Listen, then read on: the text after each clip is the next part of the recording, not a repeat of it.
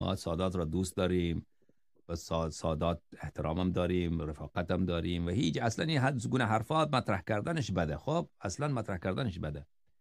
اما ما چیکار بکنیم که یک عده مردمند که بسیار جاهل، بسیار نادان و بسیار بسیار نجات پرست و کار اینا همینه که دیگران را توهین بکنن به خاطر که من سیدم.